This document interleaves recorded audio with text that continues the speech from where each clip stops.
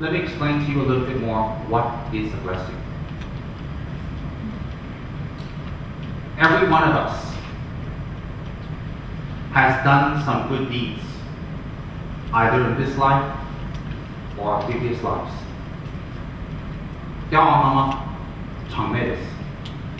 Previous lives are beyond count, beyond number, Buddha describes. So what happens is that we've had many previous lives, and the previous lives are innumerous, and we've done very good deeds. Giving a morsel of food to the animals, helping someone sick, serving our parents, giving someone a kind word, cleaning a temple, cleaning a holy area, serving old people, elderly people, giving money to the poor, giving food to those who are hungry, etc., etc. Even reciting a sutra, even doing some meditations, even some of us having heard the name of the Buddha in a previous life. Even hearing the name of the Buddha will plant seeds of Buddhahood in your mind by the power of the object. Alright, not the power of the perceiver. Perceiver is oneself. Object is the object you're perceiving. That's a Buddha. So that's the Buddha, and we are the perceiver. So what happens is this: when we do something good, or we see something holy, or we do something excellent, it plants a karmic seed in our mind stream. That karmic seed in our mind stream doesn't go away. It stays with us. Any karmic seed that is planted in our mind will not go away. It will stay with us. At the correct juncture, or at the correct trigger, that karma will open. Whether that karma is good or that karma is bad, the karma will trigger. Why? I give you examples, very simple examples. Some people, they're good kids, they grow up, they get a good education, they have a good relationship with their parents, they get a good job, suddenly they get a fatal disease. Suddenly they have an accident. Suddenly someone backstabs them, their business goes down completely, goes flat on their face. But you see, everything they did in their life up to that point was meant to bring success. But the last minute, no success comes. So then people say, oh, God is so cruel. Oh, God is teaching me a lesson. Oh, maybe I threw away the talisman or the food from the Taoist temple. Or maybe at the ghost month I didn't make enough offerings. People have all kinds of thinking, they get very scared. They get very worried. So what happens is, there are other people who don't study, who don't work. They're lazy, they're sneaky, and sometimes things seem to go right for them. Seems to go right for them. They think, why is God so unfair? Why is Buddha so unfair? I go to pujas, I give donations, I give help. Why doesn't good things happen to me? Well, you see, if you believe in the God theory, which is fine, really it's fine. If you believe in the God theory, it doesn't explain it. Why? If you do good things in this life, because the God theory doesn't believe in reincarnation, if you do good things in this life, you must be reciprocated good things. But if you do good things and bad things come, why is it that God is teaching you a lesson? What lesson is there to learn? There is no lesson to learn.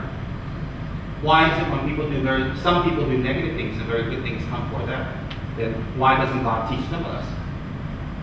So when we believe in the God theory, where if we think that God is punishing us, and God is hurting us or rewarding us, it may work for some people, and that's okay. Because they become good people because they're afraid of God and the punishments. But for many people, it's not good enough. And the reason is because if that's the case, then we don't take any responsibility for our actions. Because there's this thing called redemption. And redemption is that you can do anything you want, any bad thing you want, and if you confess and you accept God, everything's okay. But you see, according to the karma theory, that doesn't work. Because the karma theory says whatever you do, the actions must come back. So if we follow a karma theory, it seems to make more sense for many people. Maybe not everyone, for more people. Why? If you look at the karma theory, then whatever you get at the moment, whatever you get this year, whatever you got last year, is the result of what you've done in previous times. So maybe you were goody two shoes for 10 years, but before that you were a monster. So when you are a monster, things you did, the deeds have come back, even if you're a good person now. So therefore, if you believe in karma, when bad things happen, you know what happens? You gain strength. You tend to blame other people less. You tend to react to other people less. You tend to want to get revenge less. And also, when you believe in the karma theory, you tend to, instead of waiting for a God to straighten out your life, you do something about your life. You take the responsibility. So when you believe in the karma theory, whether you accept or reject God doesn't matter. Because in Hinduism, they believe in the God theory and the karma theory. But Buddha didn't deal with the God theory. He dealt with you. Because he said that we are in control. Nobody else is in control. Then people can say, yeah, you may be in control, but who created you? My karma created you. Karma created everything, created the universe. Karma is a force of action that's causing effect. So therefore, because if God created me, who created God?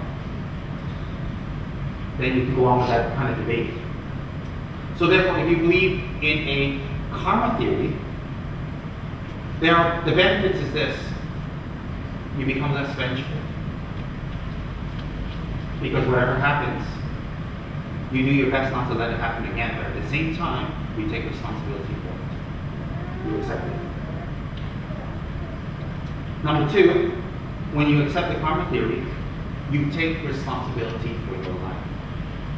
That if you do things that are going to be harmful to other people, you have to expect it to come back.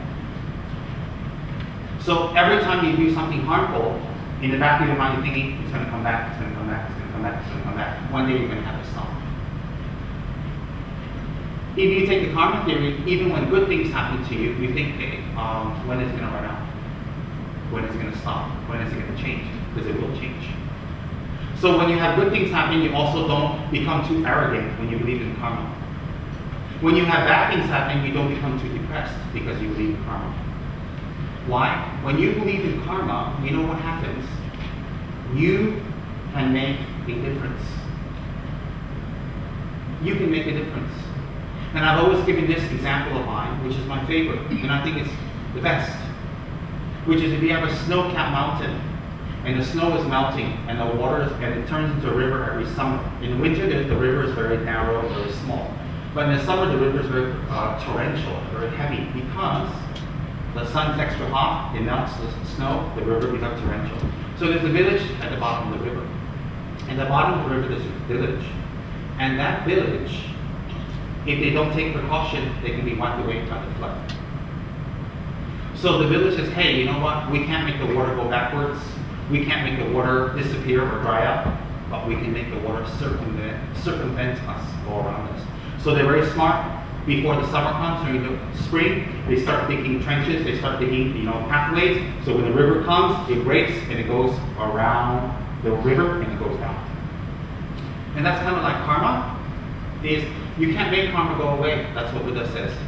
You can't make it disappear, but you can manipulate karma with a good motivation. And that is, before the karma comes, you do something to circumvent it. So therefore, if you're healthy, you're having a good job, you're having a good family life, and everything's easy, and you think, hey, I don't have to practice dharma. Everything's okay, well. But you see, that's your wrong view telling you everything's okay. When everything's okay is exactly when you should practice the dharma. You see, many Tibetan people who are ordinary lay people, they're just like all of you. They practice dharma more sincerely when things go wrong. They go see a lama for divination, they go do pujas, they offer candles, they offer incense, they go to the temple, they're very religious, they go vegetarian, just like Chinese. everywhere else. Tibetan people, the majority, are just like anybody else, you know. Religion for them is a way of life, but dharma is to be practiced when things go wrong. But the good thing about Tibetans is when things go wrong, they accept it as part of their karma, so they're less angry and less depressed. That's why the Dalai Lama is always asked, how come you can lose everything and you're still all right? He says, it's my karma. I accept it. It's easier. Now, when things are going right for you, when you're relatively healthy, when you're relatively all right, and your money is relatively okay. I mean, I'm not going to ask you guys, is your money okay? Because nobody in this room is going to say my money's okay. I know people. Because if they have $10 billion, it's still not enough. If they have $10,000, it's not enough. It's always not enough. So, if you can pay your bills, you're all right. You can eat, you're all right, and everything's, you know, relatively okay. That's when you should practice dharma. You should never wait for something to go wrong. You should never wait for a death. You should never wait for something to happen. You should never make conditions on your dharma practice. When my father dies, when my mother dies, then I'll be released and I can practice. Very wrong thinking. You know why that's wrong thinking? Because you didn't love your mother and father enough to practice while they were alive, to dedicate to them. Once they're dead, the dedication is less. And then people say, oh, I think I'll go study. I don't think I'll do dharma or dharma work. I think I'll go study. Fine. But if your study takes away from dharma, what happens if you die next year? Your study's not going to help you out. Nothing. You see, you can't escape from your own karma. Therefore, when things are right, when your body is fit, when your mind is fit, when your body's pretty much healthy, and you live in a great country that's free to express what you want to express and practice what you want to express, like here, you should practice dharma. You should never say, when my kids grow up, I'll practice dharma. Or when I retire, or when I'm older, or after I make my million, and then I'll practice dharma. You know what you should say? I'll do it together with my kids, I'll do it together with my work, I'll do it together with everything. That's very important. You know why? Never wait till it's too late. If you wait till it's too late, then it's too late. Nothing else would happen. What's a good reason to do dharma? What's a good reason? On a very rudimentary level, on a very preliminary level. Think about all the people that have been kind to you in your life. For some of you, your mother and father. Some of you, your auntie and uncle. Some of you, a friend. Think of all the people that have been very kind to you. And you know what? If you don't do something back for them, you basically use them. So think of all the people that have been very kind to you. For these people, I'm going to do some dharma. I'm going to attend pujas. I'm going to study. I'm going to be a committee member. One of the greatest ways to collect dharma for lay people is to do dharma work assigned. Example, if you've been assigned as a committee, it's a great honor. If you've been assigned as a liaison, you've been assigned as a volunteer, it's a great honor. Let me tell you why.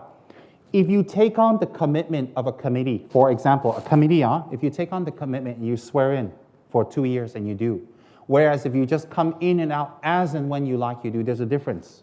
Why is there a difference? If you swear in and do, the merits and the purification is greater than if you don't. If that is not the case, then there would be no monk vows. We just all don't kill, we all don't eat, we don't lie, we all don't steal. We're all monks what? If taking vows have no power, the Buddha would have never taught the monk vows. He would never taught the bodhisattva vows, the refuge vows. He would never taught the tantric vows. Vows is an open statement to yourself and to the holy beings. From today on, I will be a committee member for 2 years, and I will serve the community, I will serve others, and I will help others through my position. And I dedicate my merits for these 2 years for my mother, for my father, for my children, for my friends, for the people who have helped me, I swear. And then you do a beautiful prayer together and you swear in. After you swear in, you do your work well, with a happy face, smiling, nice, whatever your duty is. At the end of 2 years, you swear out. Then you say, thank you very much for the opportunity. Then you do a prayer to dedicate the merits to these people. People say, oh, I have to take care of my mother, I have to take care of my father, I have to take care of my kids. Yes, we do. We do. But you know what? There is a higher way to take care of them and an ordinary way. The ordinary way is give them food, give them money, pay for the bills, and then when they die, you die, that's the end. The higher way is to dedicate merits to them. If you dedicate your merits to the people you love, the merits can be taken with them even after they have passed away. Some of us have worked so hard to take care of our kids. We've given them food, we watch them, we wash them, we educate them, and we give all our energy to them. Yet when they grow up, they don't make it in life. They become monsters, or they become losers, or they don't do what we like, or they don't do what's good for them, and they hurt themselves. Why? Because education and money alone will not make a person good. It's a responsibility of the parents to practice the dharma and pass on the dharma principles to your kids. You think, oh, my kids are small, they don't know anything, they won't know what I'm doing. They know. You know why? Think back when you were a kid. For some of you, you have to think back pretty far. Sao Chen here? No. For some of you, you have to think back pretty far. But if you think back pretty far, you'll remember KH is smiling. We'll tell Sao Chen that. So some of you think back when you were kids, you saw your mother, father did this, you remember what? And it made an impression, what? Because if it made an impression in them, it will make an impression in your children. They don't understand it, and they can't explain it, but when they get older, they will think back and say, oh, my mother did that. Oh, my mother did dharma work. Oh, she was very kind. Oh, she always helps people. Oh, she always does KSK. Oh, she volunteers. Maybe that's why she's so happy. Oh, I respect her so much. On her free time, she took care of my father. She took care of us. On her free time, she did like that. Oh. Then they think, dharma is good. I think I'll do that. And then when the kids grow up, if they have dharma principles, you know what happens? It's easier for them to control their own mind. Money can't control their mind. Education can control their mind. Good house and good living can control their mind. And if you didn't do that when they were younger, you better do that now, even when you're older, because you can still dedicate your merits to them. If you're at home lazy, being a nice tai-tai, whether you're a boy tai-tai, girl tai-tai, you lay there on the chaste lounge, watch TV, eat nice little tidbits, and chant mantra, Om Mani Padme Hum, oh, I'm tired. And you just sit back at home all day, relax, put on TV, read magazines, and you're getting more fatter than me, and you just relax. I have an excuse not to be fat. I'm a Rinpoche, I can't run around here and there. I gotta stay in my room, meditate. What's your excuse? Now, so if you're still at home like a tai-tai, laying there on a chaste lounge chair, as if you're entering paranirvana like the Buddha, watching TV, listening to music, calling up your friends, going for parties, putting more tidbits, drinking, looking at your nails, looking at your new ring, fixing your hair. You keep doing that, and then your kids, you find out they're going crazy. They're going bananas. They're going wild. Their life is going down. You can do something about it. How much you want to do, if you advise them it didn't work, it's not going to work. Why? No offense, what you have advised them didn't impress them. So if you do dharma work and dedicate to them and you change yourself, there's a chance they might change. Parents always ask, how do I help my kids? That's the truth. And so what happens is, on a practical level, they see a good example. On a spiritual level, you collect merits for them. Now, a blessing is when we do something good, when we do something really good. Mediocre or high level, doesn't matter. We do something really good. It's planted in our mind. When it's planted in our mind and we see something similar, or we see something that can continue it, it will trigger it to open. It will trigger it to open. Example, if in your previous life you were very apt towards giving to the poor, in this life, when you see poor people, it will trigger that, like, oh, ayo. And then you go home, you say, never mind, go home, and enjoy yourself and just relax. And you go out again, you see another poor person, and you see them laying there, you go, oh. And that pain is a blessing. That pain is a trigger. And then you say, you know what? I'm going to go and help them do something. And then you go and help, you start buying food. And then they smile back at you and say, thank you. And that thank you is worth $1 million. And then you say, you know what? I like that. And you go and buy 10, then you buy 2, then you buy 30, 40, 50, and you increase, and you start helping, and then you start doing that, you're connecting back with the previous life that you've done something good. Example, in your previous life, if you were someone that was teaching Dharma, or you were someone that did meditation, or you were someone that did a lot of retreats, in this life, if you see something related, oh. If you see a monk or you see a lady meditating, you go, oh. I'm here in the restaurant enjoying myself, listening to the music, and they're meditating. Oh. It hits something. When that opens something, it triggers the blessing from your previous life. And that trigger is a blessing. It opens your imprint from a previous life, imprint. So for someone else who have no imprints, they didn't help people in their previous lives, you know. If they see a poor person on the road, they don't even see the poor person, they just drive by. Yeah, they don't see them. Really, have you gone with people, they don't see anybody? They just see themselves? Yes. And have you seen people that they can go to a temple, they can see people meditating, they're very sincere, they don't feel anything, they don't see anything. But if you take them into Louis Vuitton, they see everything. They're like, oh, wow. And they're taking all the new latest bags and wallets and blessing themselves with it, you know? They're like, wow. Why?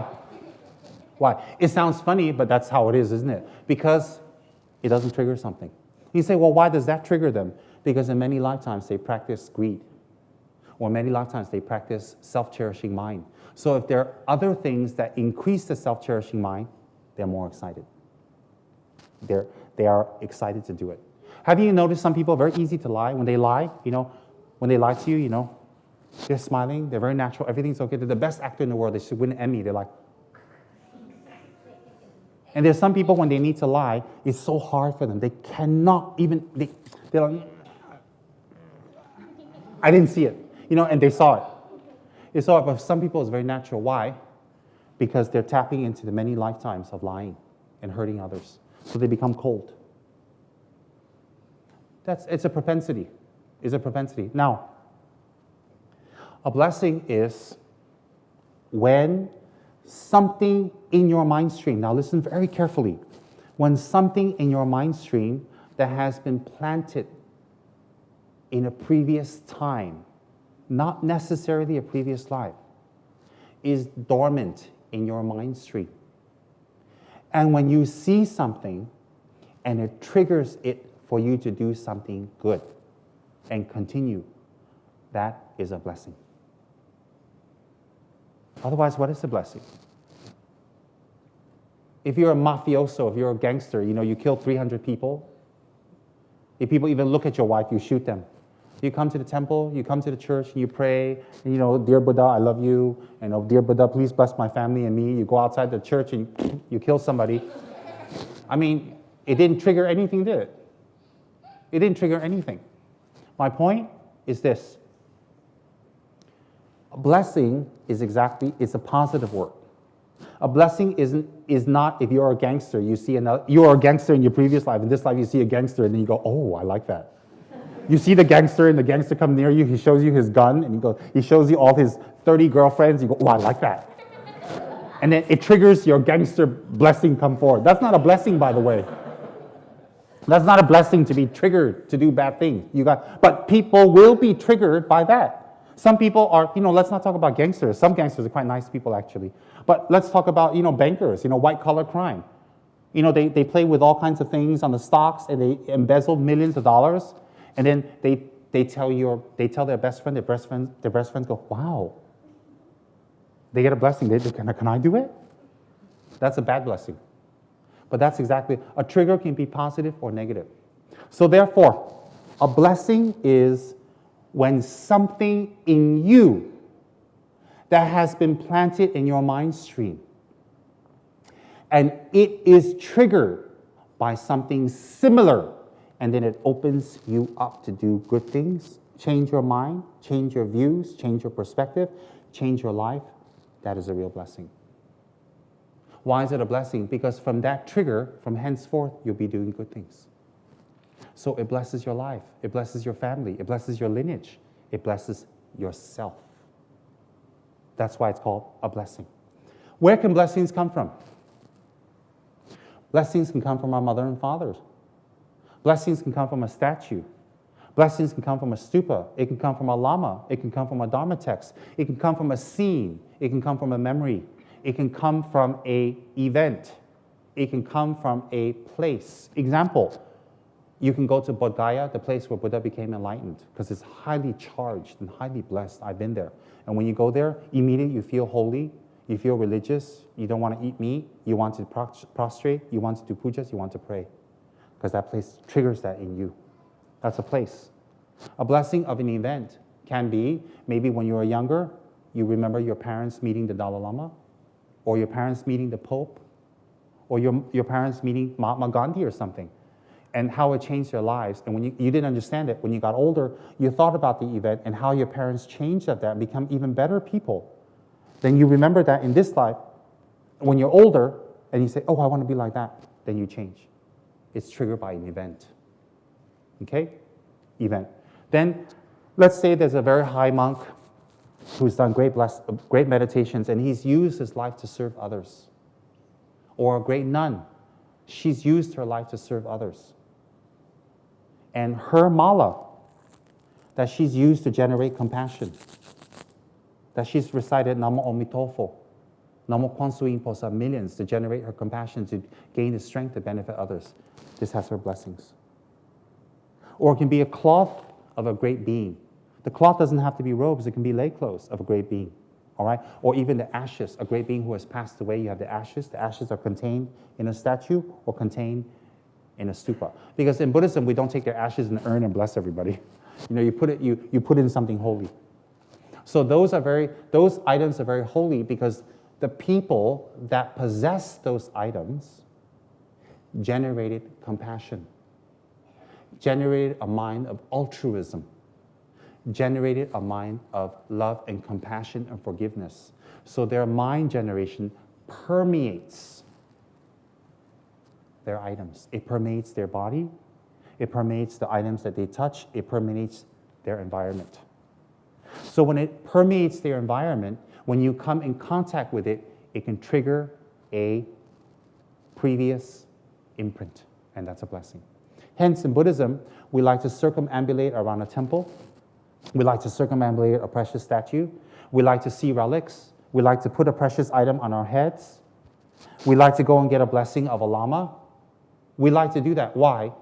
The more we do it, the chances for it to trigger will be higher.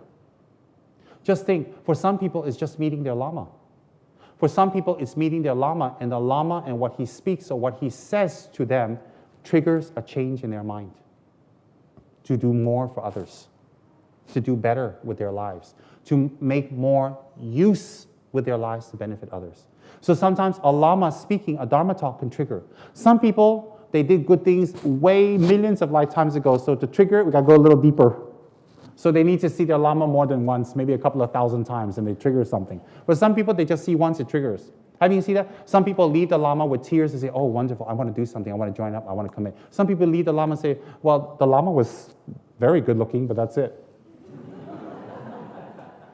But didn't you feel anything? Oh no, he was very good looking. And then that's it. But for some people, what is that? Is not the fault of the lama or the fault of the person, it's just that their imprint is not very strong. Let me give you an idea. If you want to catch a fish let's say you want to catch a fish as big as this room, but bite my tongue, we're not going to catch any fishes. Let's say we want to catch a fish this big, right? But our bait is this big. How? So if your bait's this big, you want to catch a fish that big, how? Like that, if the imprint in the person is very little, even Buddha Shakyamuni talk to them, they'll be like, yeah, really. Let me prove it to you.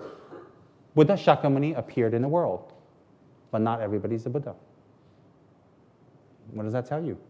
Either he was a fake, he was Reverend Jim Jones incarnate, or our imprint wasn't very strong.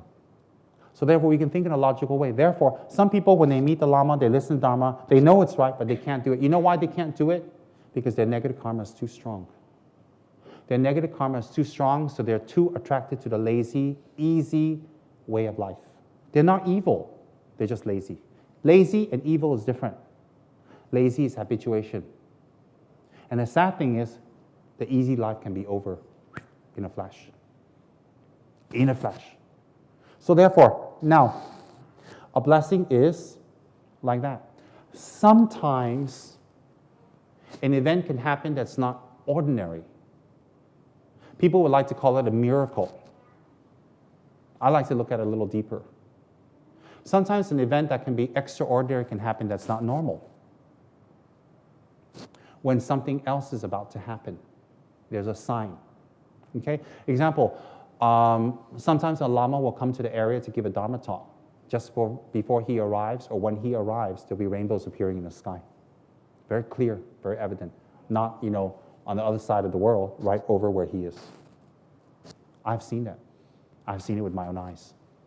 And once he starts talking, the rainbow disappears. There was not even rain, no rain. That's happened. I've seen it with my own eyes, not once or twice. And that's a sign, all right? Why do rainbows appear? There are many reasons. One is that the local deities are very happy. And so they can feel the compassion of the Lama. It's their sign to say, this person is good. We're happy he's here. That's all it is, nothing more. So that's what a blessing is. A blessing is something that triggers your positive karma from a previous life, from a previous time, not even life. And it helps you to do something more now. That's what a blessing is, all right?